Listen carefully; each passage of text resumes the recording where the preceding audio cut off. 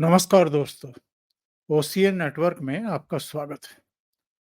प्रधानमंत्री नरेंद्र मोदी ने राहुल गांधी, ममता बनर्जी, अखिलेश यादव, उद्धव ठाकरे, शरद पवार वगैरह के मंसूबों पर ऐसा पानी फेरा है, माथा पकड़ करके बैठे हुए हैं। समझ में नहीं आ रहा है अब क्या करें। अभी कुछ ही दिन पहले की तो बात है। बजट सत्र शुरू होने से 2-3 दिन पहले की बात है। ममता बनर्जी ने बयान दागा कि मोदी सरकार तो बहुत जल्दी गिर जाएगी। अखिलेश यादव भी कलकत्ता में थे। कोई उनका शहीदी दिवस मनाया जा रहा था जिसमें भाग लेने के लिए पहुंचे हुए थे।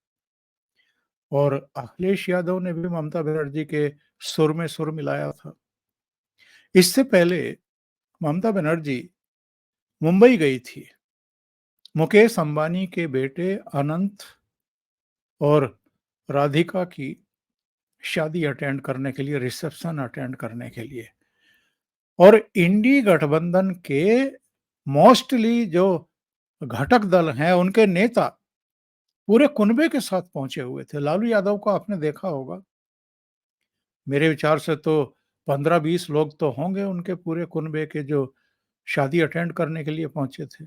वो एक अलग बात है कि ये लोग समय-समय पर अडानी अंबानी और मोदी का नाम आपस में जोड़ करके प्रधानमंत्री नरेंद्र मोदी की छवि धूमिल करने की कोशिश करते रहे हैं। और कोई इसका फर्क तो पड़ता हुआ अभी तक दिखाई दिया नहीं। ना 2014 में, ना 2019 में, ना 2024 में। बहरहाल मुंबई में जब ममता बनर्जी पहुंची थी तो उनकी अलग से, यानी उस फंक्शन में शामिल होने के इतर, उद्धव ठाकरे से भी मुलाकात हुई थी, शरद पवार से भी, अखिलेश यादव से भी। और तब तमाम तरह के कयास लगाए गए थे। कयास ये भी थे कि जो इनॉग्रल एक सत्र बुलाया गया था, विशेष सत्र जिसको कहते हैं, 18वीं लोकसभा का गठन के लिए, शपथ ग्रहण के लिए, राष्ट्रपति के अभिभाषण के लिए, और उस पर नेता प्रतिपक्ष के रूप में राहुल गांधी का भाषण, फिर प्रधानमंत्री का जवाब। उस सत्र में जिस तरीके से राहुल गांधी ने एक तरीके की निरंकुशता का परिचय दिया था, भाषण के समय भी, प्रधानमंत्री के भाषण के समय भी वेल में जिस तरीके से लोगों को ला करके और नारेबाजी कराई थी, और जो सहयोगी दल हैं उनके सांसदों को भी जिस तरीके से हाँकने की कोशिश की थी, उनका नेता बनने की कोशिश की थी, उसको लेकर के ममता बनर्जी के कुछ ऐतराज हैं। संभवतः उद्धव ठाकरे, शरद पवार से उन्होंने वो साझा किए थे। माना यह जा रहा था कि अब इंडी अलायंस के भीतर भी कई नेता हैं जो राहुल गांधी की इस महत्वाकांक्षा को पंक्चर करना चाहते हैं कि साहब वो समूचे विपक्ष के अब नेता बन करके उभरें। इसके अलावा आपको एक और दृष्टांत याद होगा, फिर मैं मूल विषय पर आता हूं। जब 4 जून को नतीजे आए थे और एनडीए 290 से ऊपर पहुंचती हुई दिखाई दे रही थी और अकेले भारतीय जनता पार्टी 240 पर अटक गई थी, तो मीडिया से बात करते हुए मुंबई में उद्धव ठाकरे ने ये कहा था कि हम लोग मुंबई से निकल रहे हैं और दिल्ली जाएंगे और कल अपने प्रधानमंत्री के चेहरे का चयन करेंगे। इसका मतलब ये है कि उस समय तक राहुल गांधी को भी, उद्धव ठाकरे को भी, कुछ दूसरे विपक्षी नेताओं को भी कहीं ना कहीं ये गलतफहमी थी कि ये लोग सरकार बना सकते हैं। और चूंकि नरेंद्र मोदी की पार्टी 240 पर अटक गई है, इसलिए वो सरकार बनाने में नाकाम हो जाएंगे और ये सफल हो जाएंगे। गणित क्या था इनका? इनको लगता था कि कुछ समय पहले तक ही तो नीतीश कुमार हमारे साथ थे और चंद्रबाबू नायडू भी तो हमारे साथ थे। तो नीतीश कुमार के 12 सांसद, चंद्रबाबू नायडू के 16 सांसद, और कुछ और सांसदों का जुगाड़ हो जाएगा, कुछ निर्दलीय जयंत चौधरी वगैरह टूट जाएँगे, कुछ दूसरे आ जाएँगे और ये किसी भी तरीके से अपनी सरकार गठित कर लेंगे और नरेंद्र मोदी का रास्ता रोक लेंगे। पर वो हुआ नहीं, क्योंकि सेंट्रल हॉल में जो भारतीय जनता पार्टी और एनडीए के घटक दलों के नेताओं की बैठक हुई, उसमें जिस तरीके से भाषण दिया चंद्रबाबू नायडू ने, जिस तरीके से उद्बोधन हुआ नीतीश कुमार का, उसने बिल्कुल क्लियर कर दिया कि साहब सरकार तो नरेंद्र मोदी की ही बनने जा रही है। वो इधर से उधर कहीं जा नहीं रहे हैं, डिग नहीं रहे हैं और जो इंडी अलायंस का मंसूबा था, ख्वाब था, उसको वो पूरा करने में कोई सहयोग देने को तैयार नहीं है। सरकार का गठन हो गया। प्रधानमंत्री पद की तीसरी बार नरेंद्र मोदी ने शपथ ले ली। जनता दल यू की तरफ से भी और टीडीपी की तरफ से भी मंत्री बन गए, उन्होंने शपथ ग्रहण कर ली, कैबिनेट उनको बर्थ मिली। अब बीच-बीच में ये लगातार ये बयान देते आ रहे हैं कि साहब ये तो कमज़ोर सरकार है, ये तो अल्पमत सरकार है, ये तो 1/3 प्रधानमंत्री हैं। यानी एक मैसेज देने की कोशिश कर रहे हैं देश के भीतर भी और देश के बाहर भी, कि ये तो कमज़ोर सरकार है, ये तो कभी भी टूट जाएगी, इसका तो कोई भरोसा ही नहीं है। और किस बेस पर कह रहे हैं कि अल्टीमेटली कभी ना कभी कोई ऐसा मोड़ आ जाएगा कि जब या तो नीतीश कुमार नाराज हो जाएँगे या चंद्रबाबू नायडू नाराज हो जाएँगे या दोनों ही नाराज हो जाएँगे, तो शायद इनकी सरकार का पतन हो जाएगा और हमारी सरकार के लिए दरवाज़ा खुल जाएगा। यही तो हो सकता है और क्या हो सकता है? बाकी तो इस समय 300 के आसपास सांसद हैं एनडीए के और कुछ निर्दलीय सांसदों का समर्थन जो मिला है नरेंद्र मोदी सरकार को, तो सरकार में तो कहीं कोई दिक्कत है नहीं, सरकार तो चल रही है और चलेगी। लेकिन एक गेम कर दिया नरेंद्र मोदी ने, जिसको हम दूसरे तरीके से सोच रहे थे कि साहब आंध्र प्रदेश को 15,000 करोड़ का विशेष पैकेज दिया और बिहार को तो 58,000 करोड़ का विशेष पैकेज दिया है, जिसमें 3 एक्सप्रेसवे भी हैं, तमाम योजनाएँ हैं, मेडिकल है, एयरपोर्ट्स हैं और गंगा पर 2 पुल हैं, बहुत सारी योजनाएँ हैं। तो और अंदरूनी जो उसकी सड़कें बननी है, जिसको हम बिहार के अंदर की सड़कें कहते हैं, कह सकते हैं, उनके लिए भी अलग से व्यवस्थाएँ कर दी है। तो एक तरीके से नरेंद्र मोदी ने एक तीर से कई निशाने साध लिए हैं। एक तो जो विशेष राज्य का दर्जा की माँग कर रहे थे चंद्रबाबू नायडू भी और नीतीश कुमार भी, वो तो उन्होंने नहीं किया, पर स्पेशल पैकेज दे दिया दोनों राज्यों को। चंद्रबाबू भी बम-बम हैं, खुश हैं, उनका बयान आ गया और नीतीश कुमार की तो आँखों में चमक लौट आई है। क्योंकि चारों तरफ से निराशा का आलम था और नीतीश बाबू को लगने लगा था कि उनका जनाधार लगातार खिसक ही रहा है, तो कहीं उनकी ये अंतिम पारी ना हो जाए। लेकिन नरेंद्र मोदी ने उनकी उम्मीदें जगा दी हैं। उनकी तो उम्मीदें जग गई, लेकिन राहुल गांधी हों, ममता बनर्जी की पार्टी हो, उद्धव ठाकरे हों, शरद पवार हों, अखिलेश यादव हों, आपके आम आदमी पार्टी के नेता हों, सब माथा पकड़ करके बैठे हुए हैं।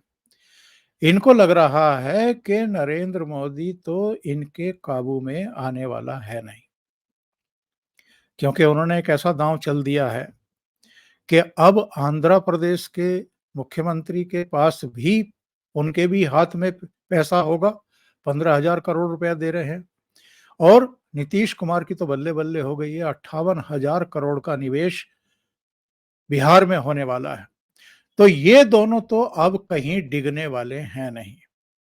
तो जो इनके मंसूबे थे और जो ये 1/3 प्रधानमंत्री कह कर के चिढ़ा रहे थे और एक माहौल खराब करने की कोशिश कर रहे थे, पार्लियामेंट के भीतर भी हंगामे कर रहे थे, बाहर भी प्रदर्शन कर रहे थे। तो ऐसा लगता है कि नरेंद्र मोदी के इस दांव ने इनके मंसूबों पर पानी फेर दिया है। तो कल शाम को मल्लिकार्जुन खड़गे के आवास पर एक बैठक बुलाई गई और उस बैठक के मैं विजुअल्स आपको दिखा रहा हूं। इसमें राहुल गांधी भी दिखाई दे रहे हैं, इसमें मल्लिकार्जुन खड़गे भी उनके बराबर में बैठे हुए हैं, इसमें आप शरद पवार को भी बैठे हुए देख रहे हैं। कांग्रेस के तो कई नेता दिखाई दे रहे हैं, कल्याण बनर्जी टीएमसी से, संजय सिंह आम आदमी पार्टी से, झारखंड मुक्ति मोर्चा से भी कल्पना सोरेन नहीं, उनकी एक दूसरी मेंबर ऑफ पार्लियामेंट हैं, और आप संजय राउत को भी देख सकते हैं। लेकिन इसमें जो सीनियर मोस्ट नेता हैं वो अलग-अलग पार्टियों के वो दिखाई नहीं दे रहे हैं। कनिमोझी डीएमके से दिखाई दे रही हैं। तो ये बैठक आखिर बुलाई क्यों गई? बैठक बुलाने के पीछे मकसद ये था, ये जो 22 जुलाई से बजट सत्र शुरू हुआ है और पहले दिन खाली नीट की परीक्षाओं को लेकर के, एनटीए को लेकर के, एजुकेशन मिनिस्टर पर हमले जरूर किए राहुल गांधी ने, पर ओवरऑल जो 22 जुलाई का पहला दिन था वो शांतिपूर्वक चला। उसमें प्रश्नकाल भी हुआ, शून्य आवर भी हुआ और चर्चाएं भी हुई, थोड़ा बहुत ऊपर नीचे झड़प वड़प, एक दूसरे पर आरोप प्रत्यारोप वो चला, लेकिन पार्लियामेंट में कोई हंगामा नहीं हुआ। तो बहुत सारे लोगों को लगा कि इस बार तो राहुल गांधी और उनकी पार्टी और विपक्ष जो है थोड़ा बदला बदला दिखाई दे रहा है। लेकिन ये जो हुआ है कि बजट में आंध्र प्रदेश को और बिहार को विशेष पैकेज दे दिया गया ताकि वो फेविकोल का जो बांध है वो जरा मजबूत हो जाए और 5 साल तक नीतीश बाबू और चंद्रबाबू नायडू कुछ भी ना सोचें, सोचने की उनको जरूरत ही ना पड़े। तो उन्होंने तो अपना काम कर दिया, लेकिन विपक्ष का काम शुरू हो गया, इनकी सिरदर्दी शुरू हो गई। तो इनको लगा कि भाई ये तो मुद्दा बनाया जाना चाहिए कि साहब ये संघवाद के भी खिलाफ है, ये तो निष्पक्षता के भी खिलाफ है कि सभी राज्यों को आप एक दृष्टि से नहीं देख रहे हैं। एक माहौल बनाने की कोशिश हो रही है। और राहुल गांधी ने तो एक ट्वीट कर दिया। उन्होंने ट्वीट किया कि साहब ये जो है ये कुर्सी बचाओ बजट है और अपीज एलाइज को अपीज कर रहे हैं, दूसरे राज्यों की कीमत पर वो ऐसा कर रहे हैं। ये राहुल गांधी का एक ट्वीट आया।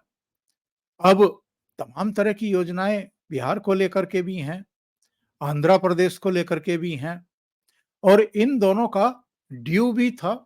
ऐसा नहीं है कि ड्यू नहीं था। आंध्र प्रदेश का तो जो पुनर्गठन अधिनियम के तहत बंटवारा हुआ, आंध्र प्रदेश अलग और तेलंगाना अलग, तो आंध्र प्रदेश को कभी उस तरह की मदद केंद्र से नहीं मिली। नई राजधानी अमरावती में बन रही है, सारा अपने बल पर वो चल रहा था, थोड़ा बहुत वो हो रहा था, पर दोनों ही राज्यों की तरफ से मांग हो रही थी कि भाई या तो स्पेशल स्टेटस दिया जाए या स्पेशल पैकेज दिया जाए। अब नरेंद्र मोदी ने दोनों को ये स्पेशल पैकेज दे दिया है और इसी के चलते राहुल गांधी हों, देश हों, आम आदमी पार्टी हों, आपके शरद पवार हो, उद्धव ठाकरे हो, ममता बनर्जी, सबकी नींद तो उचटी है। उनको लग रहा है कि अब तो ये मजबूत फेविकोल है, अब ये कहीं जाने वाले नहीं है। इसलिए इन्होंने क्या किया, इन्होंने फैसला किया, उधर एम के स्टालिन भी बैठक में थे, बैठक में उनके प्रतिनिधि थे, कानिमोझी थी। तो इन लोगों ने फैसला किया कि साहब हम अब इसके विरोध में प्रदर्शन करेंगे। कल पार्लियामेंट के भीतर भी होगा और पार्लियामेंट के बाहर भी होगा। इसके अलावा 27 जुलाई को जो नीति आयोग की बैठक हो रही है, उसमें भी कांग्रेस शासित तीनों राज्यों के मुख्यमंत्री, हिमाचल के, तेलंगाना के, आंध्र के, वो नहीं शामिल होंगे। तमिलनाडु के मुख्यमंत्री भी शामिल नहीं होंगे। वैसे तो रविशंकर प्रसाद का मैं इंटरव्यू देख रहा था, वो कह रहे थे कि ये तो पहले से ही बहिष्कार करते आ रहे हैं, ये तो नई पार्लियामेंट का उद्घाटन था उसका भी बहिष्कार किया। ऐसे कौन से मौके हैं जिन्होंने बायकॉट नहीं किया? जब भगवान राम का भव्य मंदिर बना था, उसका भी बायकॉट किया, समूचे इंडी अलायंस ने किया।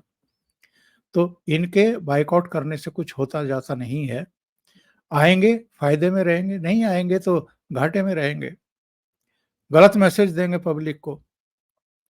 तो कुल मिलाकर के अब हालात ये बन रहे हैं कि ये इसे इस रूप में मुद्दा बनाने जा रहे हैं कि केवल 2 राज्यों को ही स्पेशल पैकेज क्यों दिया है।